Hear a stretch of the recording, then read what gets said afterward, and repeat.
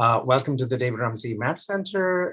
My name is G. Salim Mohammed. I'm head and curator of the center. I'd like to welcome you to the last of 4 public talks under the auspices of the Undermapped Spaces workshop that is happening all week. Today is, as I mentioned, the last of the 4. Before I formally introduce today's speaker, a small bit of housekeeping. Please add your questions as you think of them in the Q&A box. We will get to them at the very end. Chat is open. You can communicate with us this way. We also have, really the rest of the Ramsey staff here.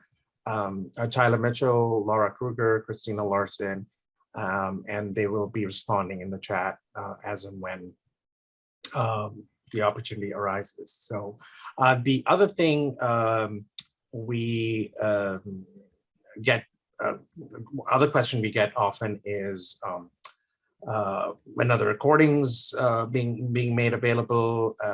We are making the recordings available right away to the workshop participants, but anybody who registered for the talk will get a link to the recording. We'll do some minimal editing and put it out by the end of the month. It'll also end up on David Ramsey Map Center's YouTube channel. So on to today's speaker. I am delighted to announce Alex Gil Fuentes. Alex is the Digital Scholarship Librarian at Columbia University. He is the lead coordinator for the Butler Library Studio at Columbia University Libraries, a tech-light library space focused on digital scholarship and pedagogy, and now a broadcast studio remote. Alex's talk is entitled Mapping the Gap, Intersections, Counter-Surveillance, and the Mapping Divide. Alex states in his abstract thus, be it due to lack of training, censorship, or differences in infrastructure, not everyone in the world has access to mapping, despite the accessibility of off-the-shelf tools online. At the same time, the possibilities and challenges for mapping grow as we become increasingly aware of the gaps in the historical and cultural record, and the question of mapping absence takes center stage in mapping and scholarly communities. In this lecture, Alex Gil will thread through a selection of web visualizations and maps in order to shed light on the conditions for cartographic creativity in an uneven, broken world. So without further ado, Alex Gil Fuentes and Mapping the Gap, Intersections, Counter-Surveillance, and the Mapping Divide. On to you, Alex. Thank you, Salim. I'm very honored to be here. And a little nervous, I'm going to admit, because I have never given a talk in front of professional cartographers and map lovers before. I consider myself to be an accidental mapper. I want to thank the Ramsey for inviting me, though, because I've been enriched already beyond belief with the other talks and the participation in the workshop series with the graduate students that have organized also the sister program for this talk, the Undermapped Spaces. Thank you all for inviting me. Thank you to the captioner, Sean, who I know is going to try to keep up with my accent and my vocabulary. So without further ado, mapping the gap. What gap? So we've been talking about mapping absence for a while, visualizing absence, not only in the mapping community, but in the digital scholarship community at large.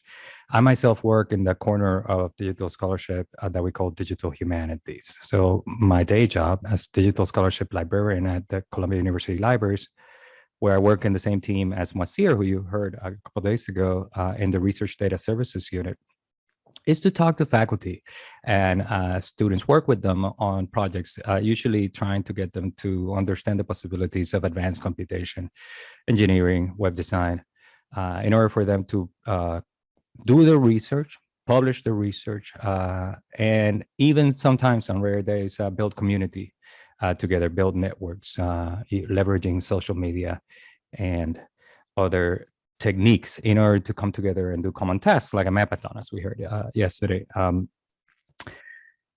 It is doing this work that I've found the question, how do we visualize mapping and how do we visualize absence to be particularly exciting, very interesting. There has been a good amount of literature already written in the humanities about sort of the shortcomings of the Cartesian systems we use, about the absences of the archive, etc. And in this talk, I'm going to be revisiting some of the same ideas that you heard Moisir express, in particular in the second section. I want this to be a little bit informal. I am a big fan of question and answer. And so I'm going to take this opportunity that I am talking as an amateur, as an accidental cartographer to you, in order to be even further enriched by your questions and discussions, hopefully, in the question and answer session. So I'm going to turn on my clock to 30 minutes as opposed to the traditional 40 right now. So hopefully we can get to the question and answer sooner rather than later. Now, I'm going to give you an outline of the talk, the different places I'm going to visit as we ask this question, what gap? The talk is divided into 3 parts, hopefully each around 10 minutes. In the first part, I am going to be talking about the different technological ecologies that I see around the world, that mapping divide of the title, the fact that not everybody has access to the same tools, depending on where you are. And that's regardless of national differences. So we can talk a little bit about that. And what does it mean then to map considering that gap, minding that gap? The second section, I'm going to be considering another gap. And that is the gap between the sort of integrated one map, the universalist map that Moisir did such an excellent job of outlining for you in his keynote a couple of days ago. And in particular, I'm going to be looking at how that map also is one that tries to integrate data now that is being sort of extracted by several large corporations and in collaboration with the government, et cetera, and creating or generating a lot of the fuel that fires the surveillance society that we inhabit right now. And I'm going to be talking about counter surveillance and how do we mind that gap, the gap between us, those being surveilled, using these tools and them. And then in the third section, finally, I am going to be looking at the scholarly gap proper, sort of the gap that is a consequence of the construction of the archive in the past 500 years after Columbus, the erasure and destruction of indigenous and African voices and other ethnicities that give us the cultural and historical record of our very material libraries and archives around the world. So 3 sections, each looking at a different gap, each looking also at a very specific project. I may show you a couple of other projects that complement the point that I'm trying to make in each of these sections, but the talks are going to be focused, the sections are going to be focused mostly on one project each. Now, I put already in the chat a link to the credits page of each of these projects that I'm going to be talking about. And Laura just reposted them. And the reason for that is that because we have to give credit where credit is due is very important to us as a team. But in order to keep the conversation going faster, I invite you, encourage you to read up on the wonderful people that are participating in these different projects. Now let's start with the first section, the gap between the different technological ecologies around the world. Now, the first project I am going to show you is born out of one map, not by me. Hold on a second, let me share my screen. The first map that I'm going to share was not one that I created. It was created by Melissa Terrace, an important digital humanities, been working for a while now, and a bunch of others that mapped the digital humanities centers around the world based on data provided by an organization called CenterNet, whose job is to keep these organizations in conversation with each other. Now, as you can see in this map, there's a big yellow gap that sort of dominates the map for me. I have a hard time even paying attention to what the map is trying to tell me because I can only look at this vast amount of yellow in it, this huge absence. Now, this was about 10 years ago. I was a graduate, like about 11 or 12 years ago. I was still a graduate student at the University of Virginia, working at the Scholars Lab. I come from the Dominican Republic. I am an immigrant in the United States, one of the yellow places in this map. And I knew, based on my experience, not only as a graduate student, but simply as a person, that people around the world were doing digital humanities, even if they didn't call it that. I knew that people were creating digital archives, digital editions, maps, interactive visualizations, and all of these wonderful new genres that exceed the book and the article. So I decided to do a map of my own. And that led to the project Around Digital Humanities in 80 Days. It's a project that was built in the period of 2012 and 2014. It started with a tweet. I tweeted, I need everybody around the world to tell me what their digital humanities projects are. And I want them to also translate this into as many languages as they could. And the tweet started getting translated into the different languages of the world: Arabic, Chinese, Hindi, Swahili, etc., and started traveling. And as the tweet started traveling, we started getting a very large amount of suggestions for projects around the world. After compiling a spreadsheet of all of these projects that people were sharing with us on social media, I decided to put together a editorial board that could help me filter them to about 80 in an egalitarian way, so that the whole world would be covered, so that we can mine that gap. And also because I wanted to actually riff on the idea of traveling around the world in 80 days, but as a counter to the original narrative. If you read the About page, you'll get a chance to look at my own take on how this reverses that. At the end of the collection, during the summer of 2014, we visited a different place of the world. Each day, we went to another corner to look at a different project of the world. And each day, a new dot appeared on this map. This is one of my favorite projects. This is the southernmost digital humanities project I could find, Memorias de la Patagonia Austral. Now, while doing this experience, multilingual, we had told people to send their entries in different languages. So actually the actual entries are in the different languages of the world, even if English dominates. As we were doing this, one of the things that started becoming evident is that everybody was working in a different type of technological ecology in the humanities. The projects had different textures. They were making different technological choices. This made a lot of sense.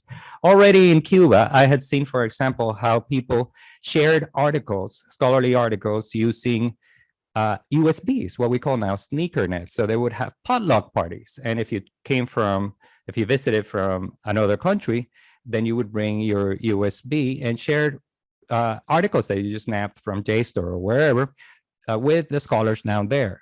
They also were using the email servers that I had access to. If you know a little bit about the history of Cuban internet, back in like around 10 or 15 years ago, there was only about 3% penetration to the internet and about 10% penetration to their own intranet. So they have this very rich intranet. And so most academics only have access to an email server in which they can do certain things because that intranet is heavily controlled by the government. So for example, controversial subjects like LGBTQ, critical race studies, controversial to the Castros, not to us, actually had to use email server in order to publish their journals. So the ecology is very different. I have seen differences in ecology all around the world. I've had the privilege to travel around the world after doing this project, meeting different scholars around the world in each continent and seeing firsthand the different ecologies under which everyone operates. Now, I promised that I would return to the point about how this is not to be a nationalized difference. Right here in New York, for example, we have a very different ecology in Rikers Island, not very far from where I work at Columbia University, where the young brown and black people that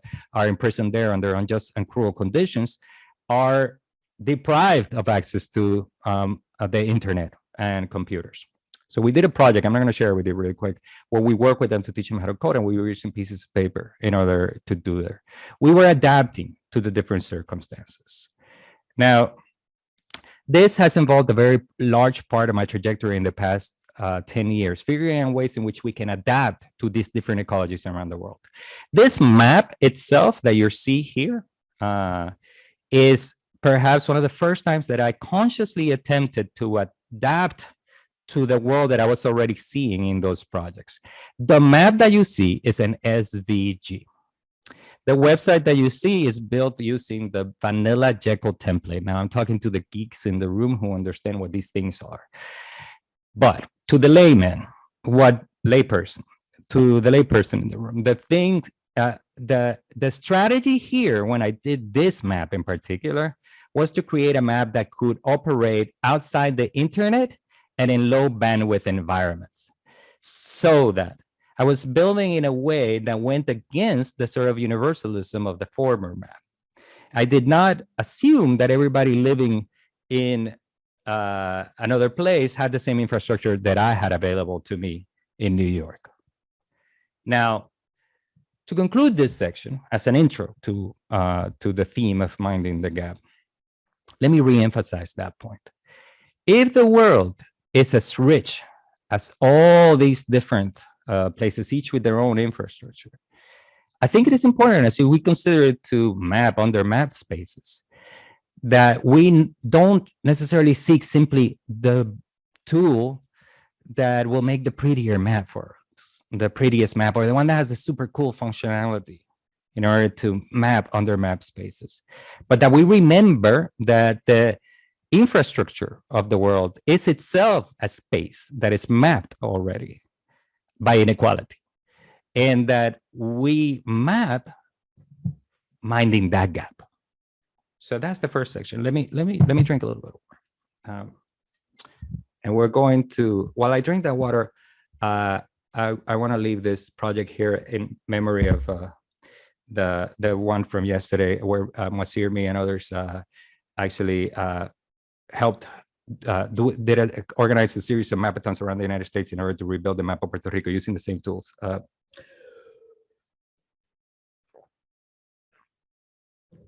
Minding that gap. At that time, Puerto Ricans couldn't do it themselves from the island because the island had been destroyed. I love this project when we did this because I remember we found out that the Red Cross were actually printing these in large sheets so that the Red Cross could take them into the ground. All right, second map, or second gap, and second gap. As I said, the second gap that I think is important for us to mind is the gap there is between two kinds of mapping that are right now that I see all around us.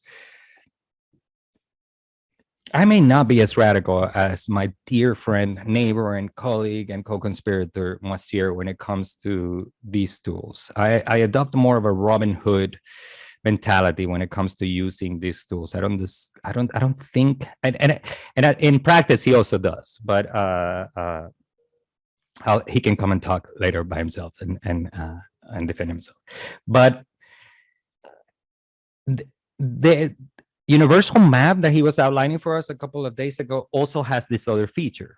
Combined with GPS and combined with the data sharing and data agreements and mutual licensing to share big data amongst the giants, Apple, Google, etc., Amazon, etc. These maps enable a form of surveillance that is unprecedented of our everyday lives. Now, they're not the only ones mapping. So in a sense, we are using the sort of proverbial master's tools ourselves, and we're using them differently. Now, one of the things that I encourage us to do to mind this gap there is between these large corporations with access to a lot of infrastructure, centers of capital, a lot of talent also that they can hire and use, is to develop strategies to look at them back. They're looking at us, we look at them. I think one of the mistakes in the history of mapping immigration of the past 10 or 15 years, 20 years, when we're trying to recover voices and all these lives that we feel don't matter in the representational layers of mainstream, and we try to represent them not only in maps but also in TV, etc. Is that sometimes we are not doing ourselves a service by mapping us, by mapping ourselves. That the alternative has always been available to us, which is to map them. So the map I'm going to show you was a map that we did. The credits are there. Moacir and me were in this project along with several colleagues and a few graduate students that have now gone to become faculty or are now employed at libraries. And this map was a result of the policy of separation at the border, at the US-Mexico border, the Trump policy of separation at the US-Mexico border. And it was a project that gathered national attention, put us in touch with a lot of journalists at the time to share data, compare notes, etc. And that map is Torn Apart Separados. There's a documentary now being done that actually places some of this work as part of the main narrative. And I'm going to share the screen for those of you who have never seen the project. I imagine this map is one of the reasons why graduate students wanted to invite us, or the Rumsey felt it was appropriate to invite at least this accidental cartographer. Moacir is a much serious cartographer than I am, as you saw on Tuesday. What you're seeing here is the iconic image of the map, and it helps me explain what the project was, what the overall project was. As soon as Trump started separating families at the border, and we started seeing videos of kids crying for their moms, we came together at our studio at the library. It's the sort of digital laboratory that Moacir, me, and others run here at Columbia University Libraries. And we wanted to do something very similar to the experience during Puerto Rico, where we wanted to do something and ended up organizing many other DH centers to do mapathons, their own. So in this one, we decided that we were going to explore the data available out there to see what we could find, if we could find where the kids were being taken to, but also what we could find about ICE. This was not only the map that became iconic, this is also the map that we came up with first based on a FOIA document that had a list of all ICE detention centers or detention centers they had access to in all states of the United States. Now, when I say ICE, by the way, for those of you who are not familiar with this scenario and this vocabulary, ICE is the immigration police, La Migra. This is at this point, it was a very obscure police force that responded directly to the executive, as opposed to other forms of militarization in the United States. This one had very little oversight and was had little accountability to the people. So people, not even journalists, knew that much about it. So we found this data set and we went to town mapping all their detention centers. Now, what you see, each one of these dots is the detention center they have access to, with a graph that maps their daily population, to use their vocabulary, from 2014 to 2018. So these blue dots is where the kids are. And this will illustrate the point I was making about we map them, but not ourselves. This is where the kids were. So notice that we are actually not providing as much information about where the kids were. I'm not gonna go into details about the sort of brilliant work of detective work that our team did in order to find where they were keeping the kids. But one of the things we decided early on is that we weren't going to share that much information about where the kids were. One of the things that was happening from our own camp in the left is that actually protesters actually may have been provoking a worse situation in these places, because every time somebody found out there was an ICE detention center close by where they had kids, protesters would go there, already creating a more traumatic, possibly a more traumatic experience for the kids. So in any case, this is obviously not the only map that we built while we were doing this. And this is not the only thing we ended up doing. We ended up doing 2 volumes. The first volume was done in 6 days. Our joke was like, this is a $1 million Mellon grant, but we did it for free in 6 days. Like a $1 million Mellon grant that will take a year to build, and we did it in 6 days for free. obviously we had the fire of God in our souls because we felt the urgency of the moment. Since then, we have come to call this sort of approach of coming together to work really fast on an urgent problem, a nimble tent or mobilized humanity. So you take your pick. In volume 1, we mapped the infrastructure of ICE. All of these different, their carceral military infrastructure with numbers and some interesting visualizations. For example, this one leveraging Google satellites that allow us actually to go to see the places directly. In volume 2, we decided to map out their financial infrastructure. So this is their, volume 1 is the physical infrastructure. In volume 2, we mapped out the financial infrastructure. Who's benefiting from these? What are the companies? And the data we used there was mostly sourced from usspending.gov.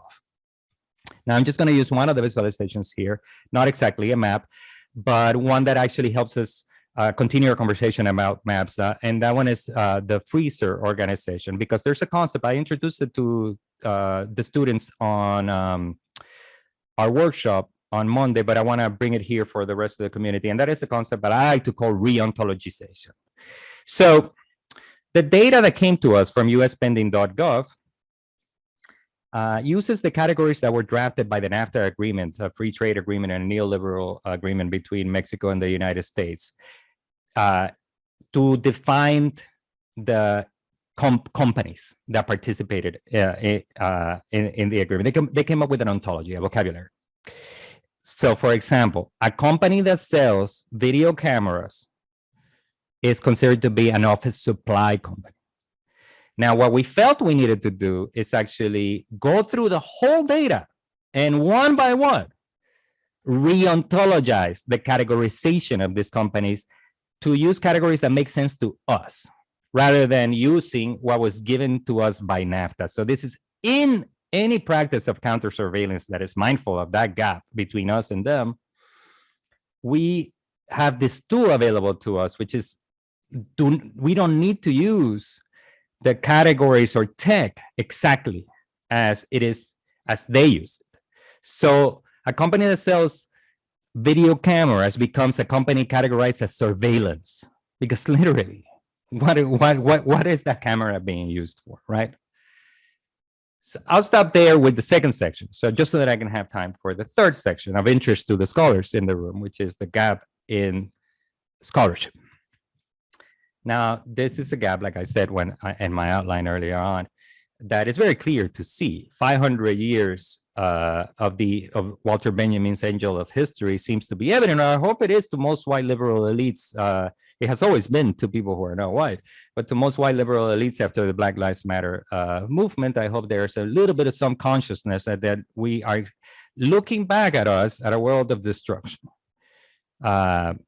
And in fact, that those things that are constructed themselves depend on their difference from that which has been silenced or destructed. Now, I'm going to quote Kim Gallen here, who wrote a beautiful essay on the Black digital humanities and what that could be. And in that essay, she placed recovery at the center of what a Black digital humanities could be. The work of recovery has been going apace for many decades now in humanities circles. I'll limit myself simply to those types of recoveries that internet and computation technologies and consumer-grade computation technology have enabled for us since the advent of the PC in the 80s and the advent of the internet in the 90s. In the 90s, we saw an enormous amount of really simple HTML pages that were publishing works by authors that had been neglected by the publishing industry, that had been neglected even by academic publishers.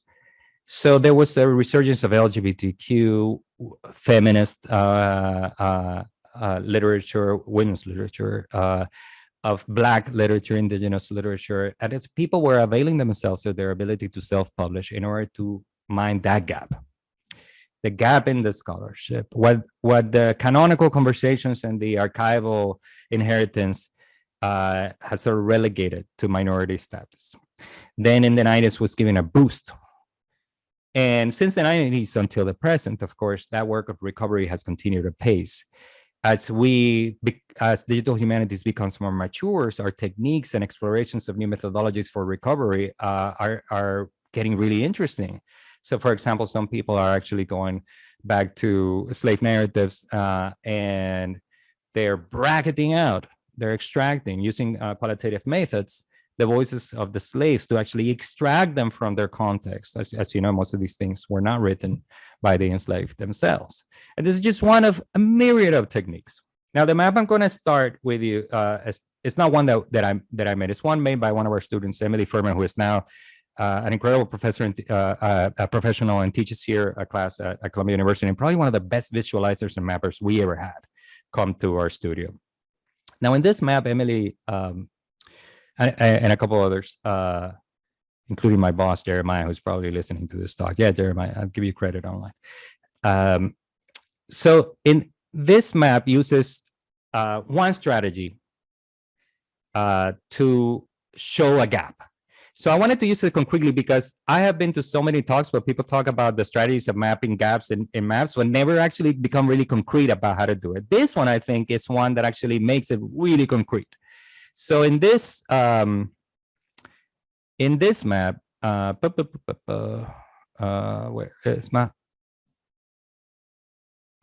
where is my Chrome? Don't tell me I closed it. No, there it is. Hold on a second. Give me a second. I need to reshare. There it is. All right. In this map, what Emily does is she takes there are mentions of postal places in medieval India's roots, and there are some places that mention where exactly the place is, and there are places that don't mention exactly where the place is. So we can map with precision with that dot the places where we know where it is. But we couldn't do the same for things that are mentioned. But what we can know from the original sources is the distances people travel by foot in order to get to one place to another. So this map actually maps the absence of those places. In a presentist imagination of what a map is, people would just map the ones that they know and leave the other ones out of the map, giving us a very skewed notion of what is happening. In this one, what we see is actually the absent places, the ones that we cannot really fit into the sort of mainstream way of imagining what a map is, as still there. So I would call this a specific technique juxtaposition of the absent with the present. And I think it's one of the most common ways in which we can map under-mapped concepts, spaces, people, etc., as we move forward. This is one of the very specific ways in which we can mind the gap by coming up with clever design solutions that actually put the absent in contrast to the present, in communication and negotiation with the present. I'll move on to my last map. This one was done by us. I just wanted to pinpoint a specific technique before going into this project. In this project, this is done with me, Kayama Glover, and a host of other students. In this map, what we're trying to recover are the life trajectories of Black Atlantic historical figures in the 20th century.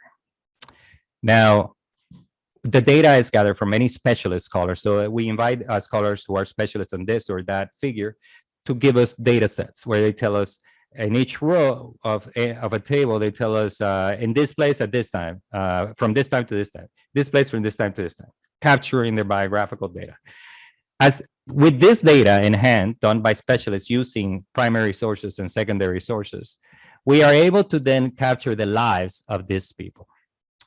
But more importantly than the lives of these, we can compare them. More importantly than these lives of these historical figures as they travel around the world, one of the things that we can do with this data is actually something that we think is original. Please correct me. This is, I have been to a couple of talks already and presented this project, and I still want to be, we think this idea is original. The closest thing I can think of to this is the Mapping the Republic of Letters done at Stanford or Berkeley. Please don't if it's not at Stanford, please correct me. is that we can map the places where these figures intersect in space and time. Say if I wanted to look at the World War II period, I'm here in the 1940s, and if I press Haiti, it tells me that these historical figures were in Haiti during that time. It gets also, it's very aware of ambiguity, of the gaps in the archive itself.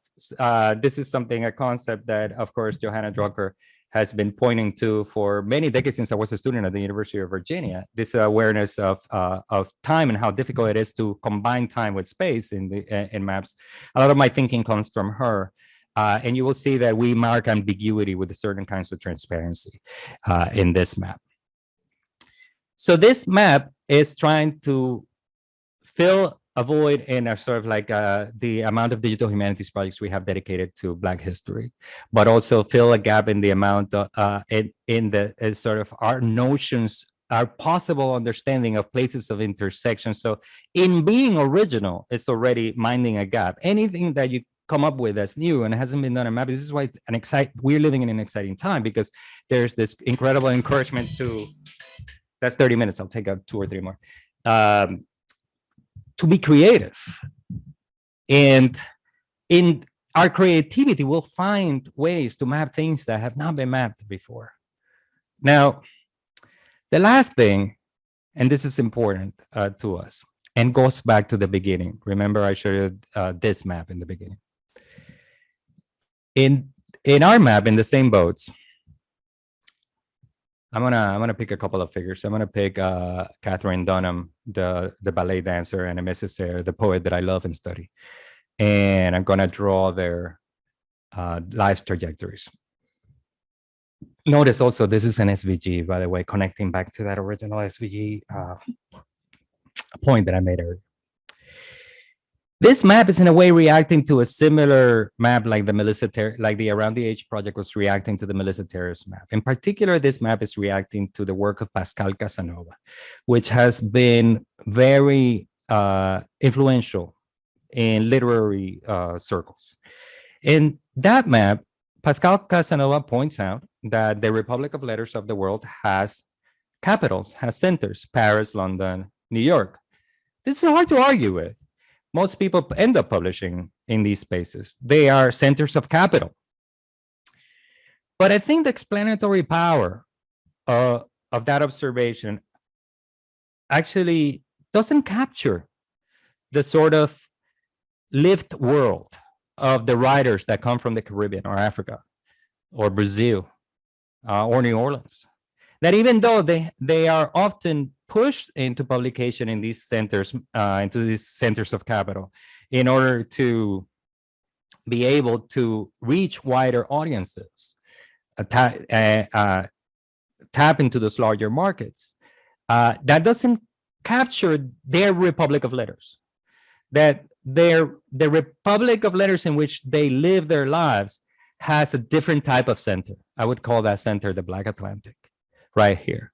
And this map helps us mind that gap. To conclude, I hope I have shown you several kinds of gaps.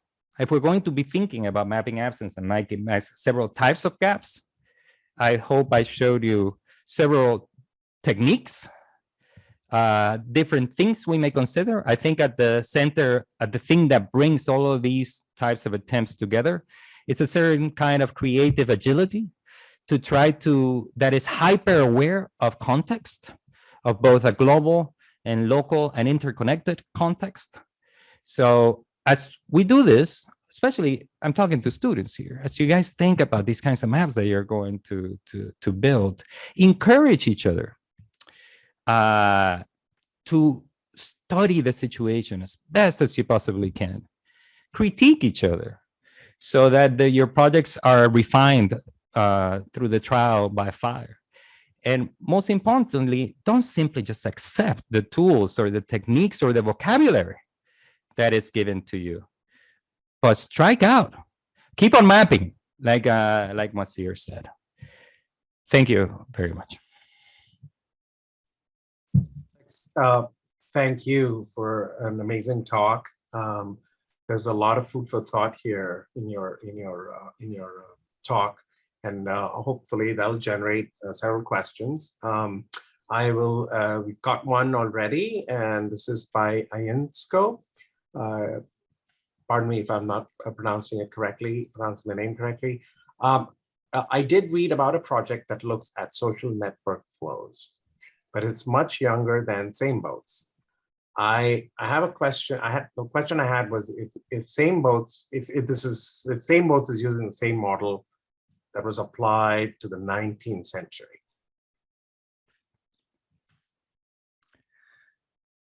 I'm not sure I understand your question. There was a project that worked on that used our code to do Maranash in the 19th century. Everything I do is open source and open access, just period. I don't have, that is very well thought out for me. Because of the nature of the data that I use in these types of projects, by the time everything is available to everybody else on GitHub, a lot of ethical considerations have been made. At the same time, I'm a strong believer that we have to share with each other in order to sort of like give each other prototypes, models, and places of departure templates. The template of this project was used in a beautiful project called Mapping Maranash. I can share my screen really quick. And it's you will see very similar aesthetic by Annette Joseph Gabriel. And I can't remember her affiliation right now. Joseph Gabriel, she is a scholar, Francophone, a Caribbean like I am. There it is. And here's the map. And you can see the networks of people. Also, this is interesting to point out about this map, that this map is also trying to solve that like kind of quintessential like a problem that everybody is like, it's the gold rush. How do we combine networks with maps? Like everybody, oh, networks are cool, maps are cool, and everybody just, I would say even like unthinkingly is trying to figure out a way how to match those things up. And this is they're using the same code, timeline, different interface, but it's still the same backend. And that's in the 19th century. I don't know if that was your question, though. I wasn't sure I understood it very well. Does that answer your question? It can be used for any century, obviously. Yeah, I think that's where she was getting. I was just wondering if she had, if there was other work that your work was based on. So let's see, let's look at questions. Yeah, well, come on, guys, I finished early so we can talk. Yeah. I know it's a webinar, so it's like it's hard to like. I would have preferred if you could have come on camera and we could have chatted, but I'm sure the Rumsey has reasons for doing it as a webinar. Yeah, well, this is yeah, that's right. Yeah, it depends on how many people there are. Sometimes it gets quite big. Other questions for Alex as we keep moving along? Just wait. That was a lot to digest. So I'm sorry. I tried to keep it organized. 3 gaps, 3 projects. There were extra ideas, but there were 3 central ideas. Here, let me also, if you want to see more similar work, let me put my information on the chat. Oh yeah, now the questions are flowing in. Okay, good. Yes. Shall I let the hate flow through you? Okay, well, of course, is Moiser. He says, can you talk more about the SneakerNet projects and how people can ensure their projects work that way? Like how I can share online maps. So thank you, Moiser, for that question, which he knows the answer to. So some of these maps will work well on a USB, provided that whatever your mapping base layer is included in the USB. Right now, USBs can hold a lot of storage, or hard drive. The hard drives that we get right now for with like 50 terabyte, like are about this big. So in hard storage, we can actually serve any kind of project as long as the base layer of our map is there. Now, I think back in those days when I was starting out, I didn't even have the technique. Leaflet wasn't even a thing. I didn't even have the technique, or at least not for me. And I didn't have the techniques to actually do that. I didn't have the savvy to be able to do that. I probably can now. But, and I was also trying to be radical or extreme in my approach to this idea that I wanted to build maps or projects for people in places of low bandwidth, aging infrastructure, aging hardware, etc. So then that's why I chose SVGs. I'm obviously, like right now, I'm in the process of refactoring in the same boat so that it doesn't have an SVG, so that it has actually tiles, because by now I have thought about it long enough to realize that the SVG is actually, I'm not accomplishing as much by reducing the bandwidth as I would by adding tiles. The pros of adding the tiles would probably be better pros than the SVG choice, but the idea is the same. If you, in order for us to share sneaker nets and other forms of unnamed nets or sharing outside of the sort of universalizing logic of the internet, is to be able to tap into all your mapping dependencies inside the hard storage. It's not only, we don't only try to do these things for sneaker nets because there's no access to internet or something like this, or the fact, for example, that Puerto Rico, the Red Cross in Puerto Rico were printing these things. We do it also sometimes because of censorship, which I mentioned in my abstract. And I didn't go into details, but one of the projects that I work with in Sudan actually taught me a lot about how to work in environments in which you have both. Sort of like constrained infrastructure, and I like literally at the university, there's only internet from like noon until like 6. So scholars, historians, literary critics, etc., they have to do their like work there. But also back in those days, it was the regime of Bashir. Not that it has improved much since then, and there's still civil unrest there for good reasons. The project itself was a sort of a digital archive of post-independence women's dress and subjective expression through fashion, captured by a university project at the time, right after they became independent from the British, that went around the whole territory, capturing images, doing interviews of people and their everyday lives.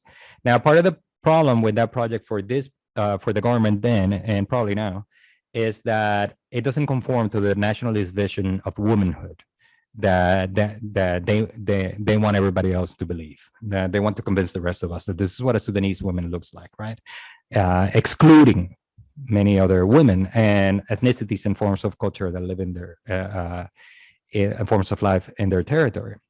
So we ended up doing a project that was really unique. At least I never done anything like it before, working with engineers, historians there and stuff like that. It was a project that had a life on the internet that could pass the censorship, and that had a different life in sneaker nets that had the complete archive that could be used in order to teach and to do the work of honest historianship, right? So like historians must be honest about the past. So yeah, that's the answer. Technical and with a little bit of sort of social commentary on how these things can be arranged. Thanks, Alex. So next question is from Karen Wigan, and she asks, how important are universities in the ecology of the map activism you're describing? And what other kinds of— Can you repeat that first part, please? Yeah. So this is Karen. Let me raise the volume a little bit for you. Yeah. Can you hear me all right? Yeah, better now. Yeah. Yeah, you might be. So how important are universities in the ecology of the map activism you're describing? And what other kinds of institutions are collaborating? All right, let me answer that question using the Torn Apart project as an example, as a concrete example. Now, this term that I use, nimble tent, or you can call it, I think we call it Mobilizing Humanities in the project itself, is another concept we've been exploring for a while. I'm sharing a project, a sort of toolkit that we built. I actually has a section on Mapathon that would be interesting to put in contrast with the, not contrast, but as a complement to the talk yesterday. So this concept of nimble tents for me is any sort of group arrangement where we come together really quick to form a team to address an urgency, ecological, political, etc. There's literally right now a nimble tent of friends of mine that are organizing to do data rescues of cultural institutions in Ukraine, for example. The idea is these teams are nimble because they move fast, and they're tense because you dismantled them after the task is done. Then the idea is that you're going to dismantle. Now, let me tell you, examples of this are the Mapathon. Examples of this is Torn Apart, where in 7 days we have built this incredible interface with a lot of rich art material, intellectual material in there. I encourage you to explore it. We are still in shock about the amount of stuff we were able to put in there in 7 days. And there are many other examples of how these kind of things are arranging. The internet, the social media, etc., facilitates these type of things, and messaging apps like Telegram or Signal and stuff like this create the sort of infrastructure that we can use in order to organize ourselves. In practice, most of these teams are characterized by two things that I think are important to answer the question about our relationship to the university. One, most of these teams are cross-institutional. The reason is simple.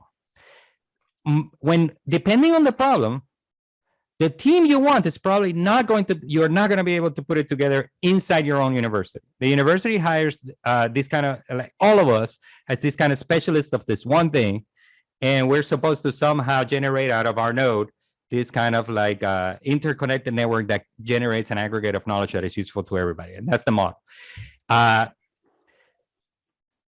We couldn't have the people we needed at the university in order to do Torn Apart right.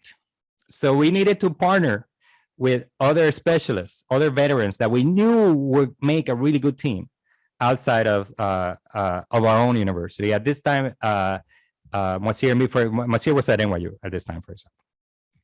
So the first thing that I did, actually, the first day that we decided to do this was actually just start calling people and try to put together a team. And that's always the first step, try to put together a team. The second thing that is interesting to note about these things is that, and I already kind of alluded to it, that most of the times that we work cross-institutionally, we have a grant. So most of the activities that we do cross-institutionally have some kind of funding support. But a nimble tent doesn't give you the time to put together an application for funding. You kind of have to, like, the dude is separating, the White House is separating kids from their mothers at the border. We're in a hurry. We don't have time to put together an application and start talking to a program officer at Mellon or NEH. We have to start working. And therefore, nimble tents creates an interesting opening in the sort of way we organize our labor in the academy and our relationship to our own university, in which we are perhaps tapping into what is called the undercommons. I can't remember the name of the scholar right now because it's late in the day in New York, and I'm gonna see myself to the door, who came up with this idea. But the idea is that we have our own networks that exceed the university that can be more effective in order to, Moten and Harney. Thank you, Monsieur. I hope my friends, only a few of my friends are watching this. So, this is food for thought, and I'll leave it as food for thought for the questioner. What was her name? What was I'm sorry. Karen Wagan. Okay, because I was having a hard time. All right, perfect. So, food for thought. Think about it.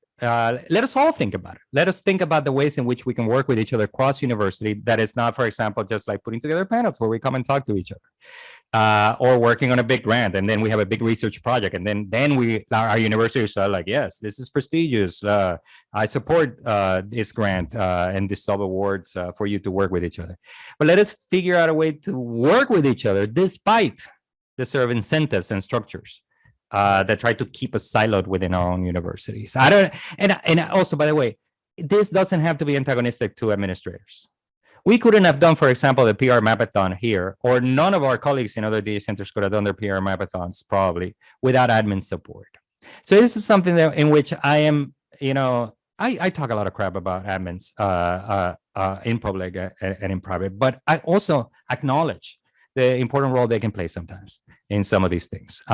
So we may be able to imagine a university of the future together with that class that allows us to do this kind of nimble temps, or that encourages us to do this nimble temps outside, absent funding, prestigious funding.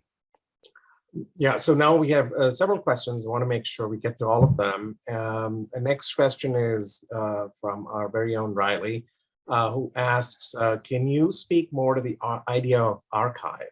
Are you hoping that these maps might liberate us from the archive or complicate it?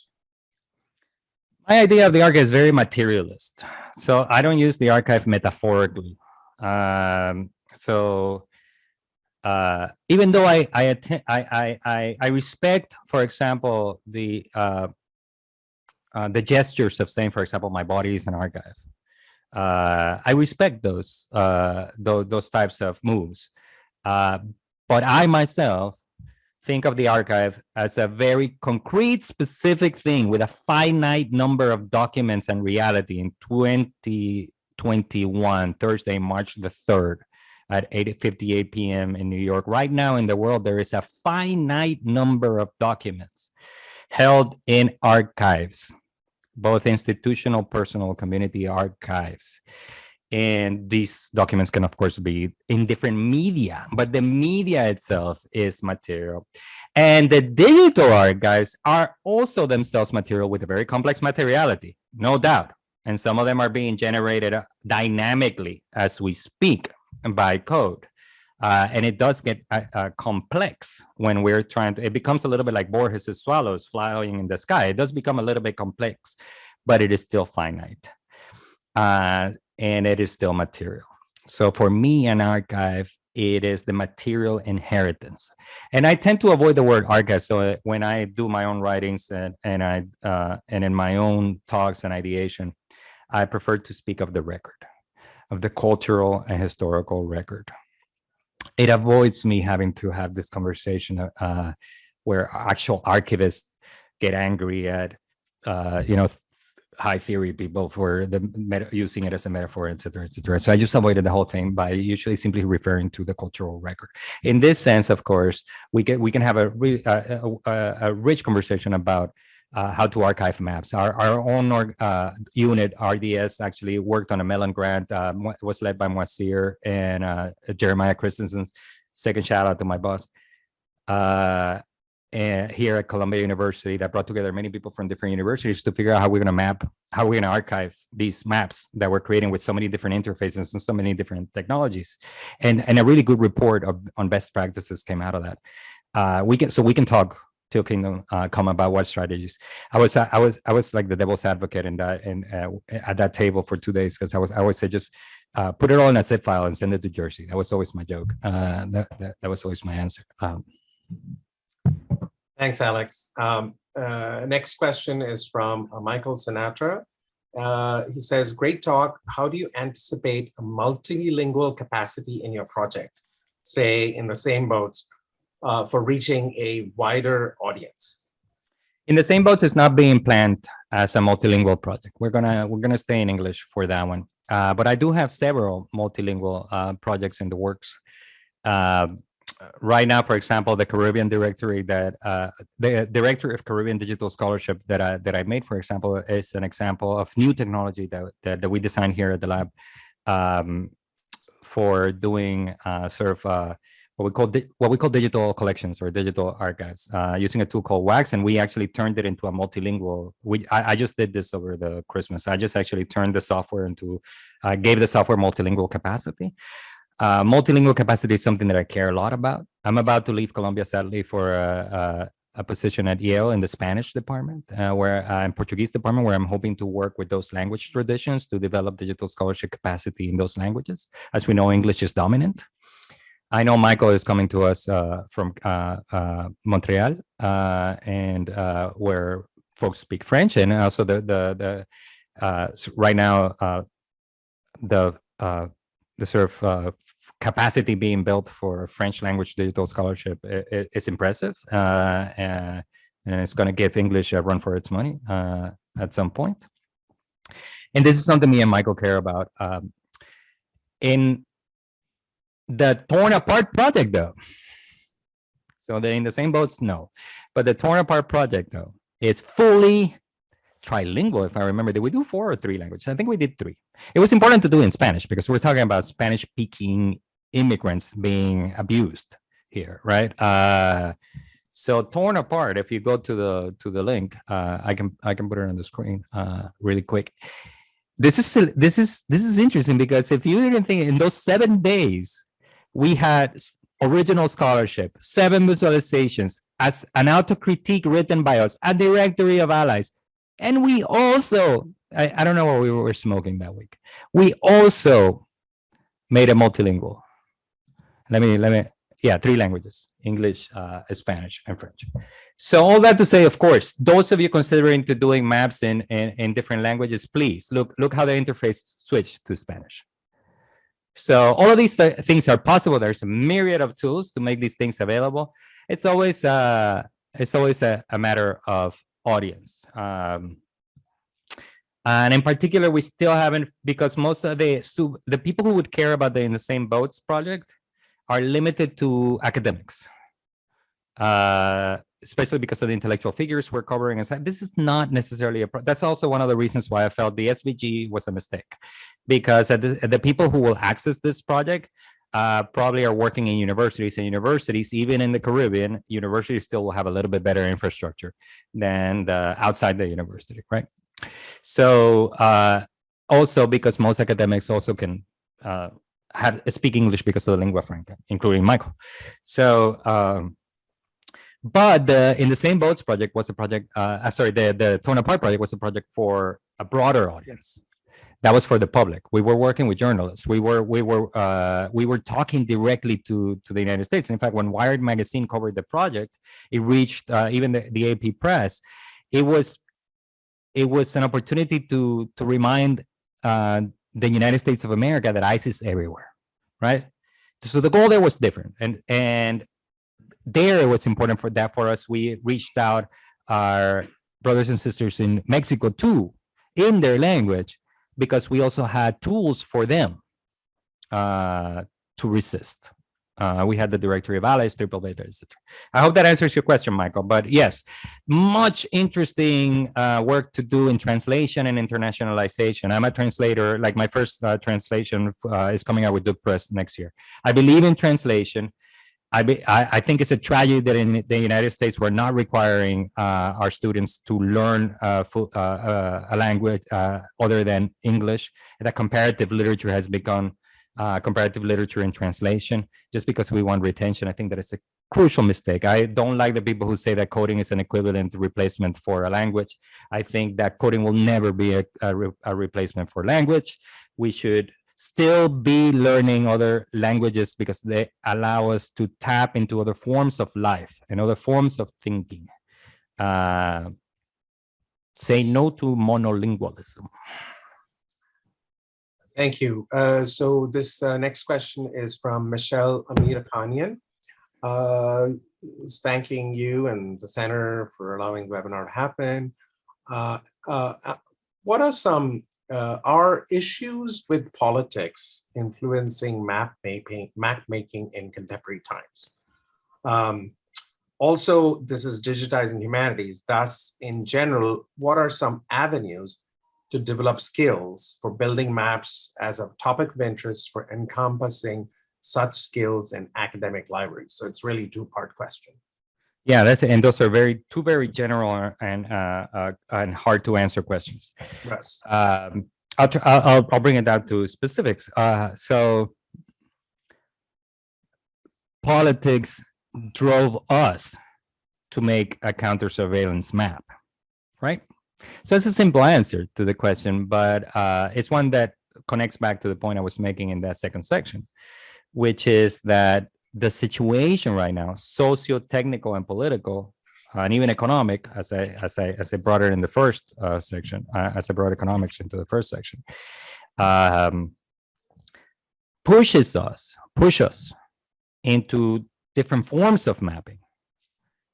I think the first two sections, perhaps not the third, which is for an academic audience, but perhaps the first two maps are example of how the situation, the differences in the world, the tensions in the world push us to think and try to prototype different mapping strategies. And this is not only us. I think this is part of like the mapping community in general. It is the sort of crises of the world, even ecological crisis. For example, you take the Puerto Rico Mapathon. One could say, oh yeah, Mother Nature, et cetera. But obviously, Puerto Rico wouldn't have been that hard if it wasn't in a colonial situation where they actually had crumbling infrastructure. If the situation in Puerto Rico would have been different, the hurricane wouldn't have had the catastrophic effect that it had. So when we say Mother Nature, it's like, what do we mean? Because it wouldn't be as tragic if they actually had better defense. And that the lack of defense is a direct result of policies of neoliberal policies in the world and of colonialism. So the answer is we'd end up mapping for political reasons. Now, of course, there's also the other kind of mapping, the one that I call them, in which you map because you're a cop in a regime that Anna Arendt called the banality of evil. You're just following orders. Oh, so you want to map all this territory for your government so that we can send drones there. Well, that's my job, and I'm not going to lose my job. I'm making 200K, so I'm gonna do an amazing job of mapping this. And they're now servants to a form of politics, right? So whether for or against or somewhere in the middle of all the spectrums that make the gray area of our human existence, I think we map in relationship to politics. To answer your second question, I think these workshops that we're doing in Under Mapped are a great place to start. I think you brought in a good range of skills and mentors here to work with you. And seek out those spaces where there's training. In the world of digital humanities that I belong to, there's tons of opportunities in Canada and in the United States and in other places of the world, in Mexico and Argentina, etc. Right now, I'm developing infrastructure for doing workshops and training beginners in the Caribbean with a very generous grant from the Mellon Foundation. Thank you, Mellon, if you're listening. Where they are giving us money to set up summer schools and develop certificates at the University of Puerto Rico, Rio Piedras, and in Dominica with the Create Caribbean Group. So anyways, many of us professionals are working hard to create the educational opportunities for you guys. And Rumsey, of course, tries to do this. They have been great at this, trying to set up educational opportunities for the communities.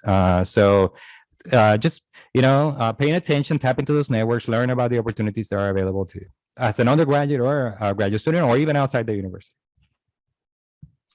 Thank you, Alex. Next question is, what is the place for proprietary mapping tools like Esri story maps in activist mapping and digital justice? Don't use it. It's trash. Esri has 50 years of collaboration with military-industrial complex and built all the maps that are used by very shady, political, powerful people.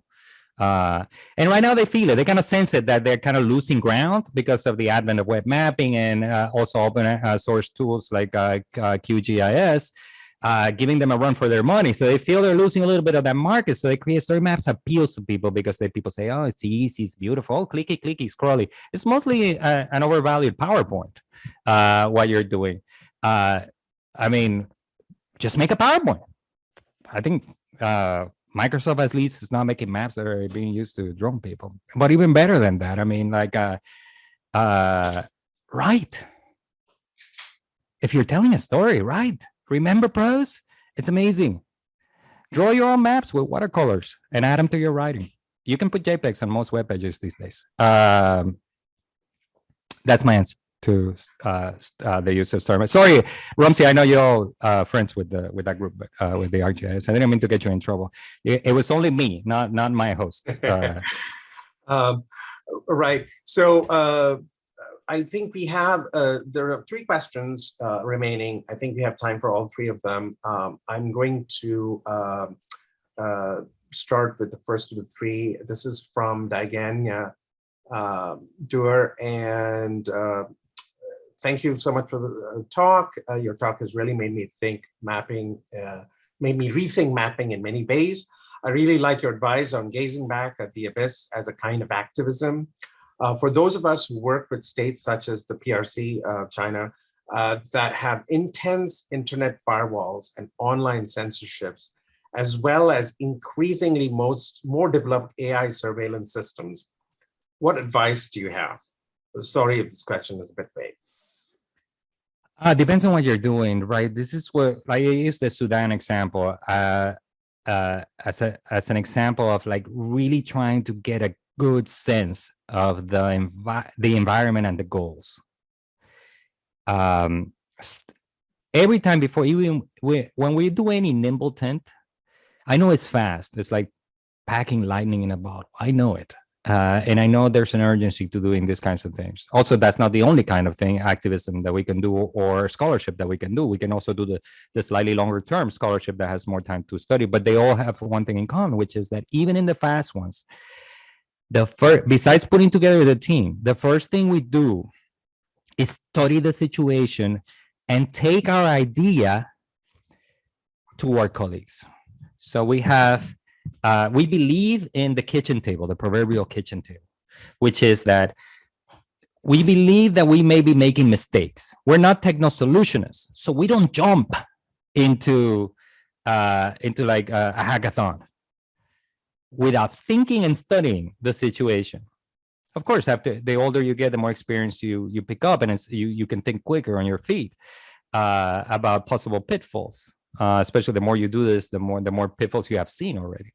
But to give you an example, 2 weeks before the Torn Apart project, I don't know if you remember, 2 weeks before the Torn Apart project, there were the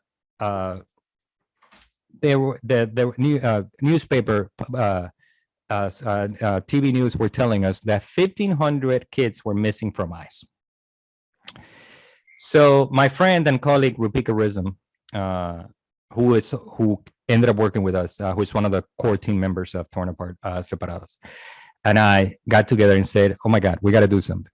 Are we gonna find these kids? Well, okay, let's do something." So the first thing we did is actually start a conversation with our colleagues on Twitter and on email and on the phone.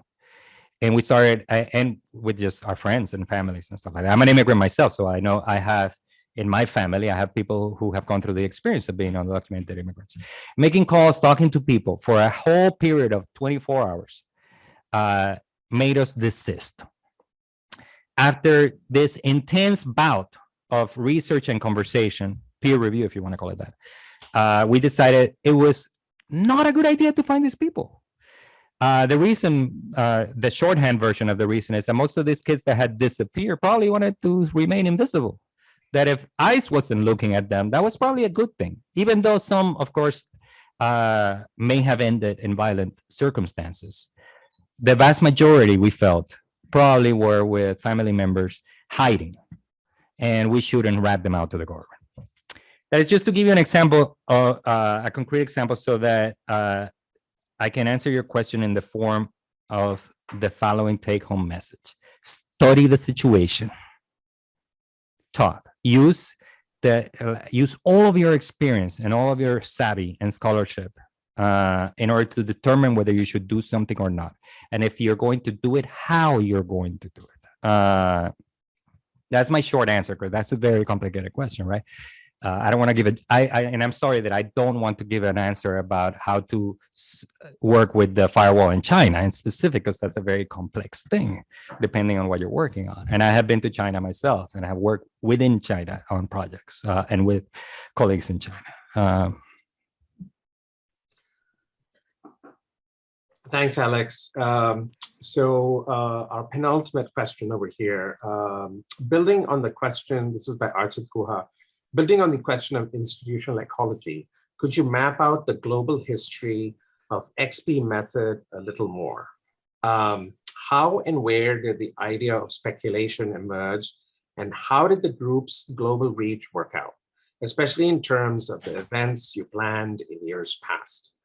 I'm thinking of what sort of networks that were built on, particularly in spaces with low bandwidth, where Jugad is more the norm. I don't know what Jugad Yeah, and of course, Jugar is what we call in my part of the world, we call Rick and Billy. So it was something I grew up with. But XP method, the history is kind of simple. It's me and Dennis Tenen, who is professor of English in the Department of English and Comparative Literature here at Columbia. We were hired on the same week 10 years ago at Columbia. And we went out for drinks one night to meet each other. And we ended up talking for like 10 hours. And in those 10 hours, we saw the future. And we planned everything we wanted to do. We didn't have any money. We were just the newbies. We were just the new kids on the block around here. I was a junior librarian, and he was an assistant professor, junior faculty in the English department. We said, this is the world we want. And then we set out to work for that world. And we ended up securing the space of the studio in the library as a sort of like home base. And then we formed this research group called the XP Method. And then we had an open policy, and we created a community, encouraged people, graduate students, undergraduate students, other faculty members to come and work with us in a very loose, informal fashion on Friday afternoons every week. So our secret sauce was to create a informal environment where we could work with each other in different projects. And that's how the portfolio started growing. Now, the global networks, of course, are aided by the fact that Columbia University has these global centers, but that is such a small portion. I don't want to blow it out of proportion. Our global networks, both me and Dennis and several of the other early moderators of the lab, we're all immigrants. Dennis is an immigrant from Moldova. Came here as an adolescent. I came here as a teenager too, when I was 17 or 18, right after high school. And so the other members that were active at that time, we were all immigrants. We all had this experience, a global experience. So we didn't grow up here with the infrastructure that is taken for granted here. So we were conscious of that. The networks already tapped into our pre-existing networks around the world. He was always in contact with, for example, with Dennis as a Russian speaker, had really good connections in the world of pirate libraries. And that was a fantastic community to connect with. The people building LibGen and Sci-Hub and all these things were people that Dennis was in conversation with, and he introduced me to them. And then I get to meet like the Eastern Bloc, right? Which is now in the news this week. I myself bring a lot of connections from Latin America and the Caribbean into the conversation. And then later, by extension, Africa. So little by little, these networks are being formed. But the one that really was the watershed, the one that really opened the doors, and Michael Sinatra, who was a witness of all of this when it was happening and saw it happen, was the Around the Age project. When I did the Around the Age project, I started making friends on social media from everywhere. And I actually didn't even foresee that was going to happen. But I actually started making friends in every continent. And I say friends are like acquaintances, right? But also some of them actually have become lifelong friends.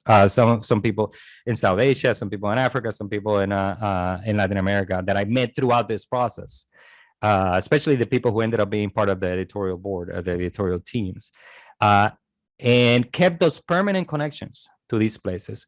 Working in an organization that I became president of eventually, called the Global Outlook Digital Humanities Organization, that is part of ADHO, the Alliance of Digital Humanities Organizations. I already mentioned CenterNet, which is another organization that belongs to ADHO, different relationship than the one that we had. But this is a group, ADHO, that by now, and we work really hard for this, by now it's not only working in the non-yellow parts of that first map that I showed you. This is an organization that now connects to every continent way beyond that yellow. And the reason the organization does that is because of the experiences and the kind of networks that not only I, but many of us were building at that time. So that's my personal answer and my personal trajectory. These networks are around the world that led to me visiting all these different places are both the result of Colombia experiences of us being immigrants, and this kind of journey that me and the digital humanities community experienced in 2013, 2014, 2015. That opened up the world beyond the original map that I showed you. There's obviously, of course, a lot more to say, but that's the shorthand version. So Alex, thank you for that extended answer. So this question came really early, but I saved it towards the very end because I'm also interested. And it's a nice way to end today's talk. This is from Glenn Laneworthy, and he asks, what are the next... Another witness. Glenn was there too. He's seen it all. He saw it all. That so his question is, what are the next gaps you'll be mapping? So I'm interested too as to what you're going to be working on, probably through Yale and so forth. Yeah. Right now, the only, like I said at the beginning, thank you for that question, Glenn. Like I said at the beginning, I'm an accidental cartographer. So the only map right now I'm working is refactoring in the same boats currently. I am working on some interesting visualizations, one of them with Moisir that is trying to actually get us to think really, really intensely and carefully about how do we represent enslaved lives graphically. And that project is called the Rose Hole Project, and it is focused on the lives of the enslaved there in the 18th century in the Rose Hole Plantation in Jamaica in the 18th century. And you should look forward to that one coming out in the fall, I hope. If Moisir and me predict this right, will probably be done in the summer. So look forward to that one. Again, a map is also a form of visualization, so it's not that far from mapping. But I don't know, because that's the thing. These things kind of like happen by accident.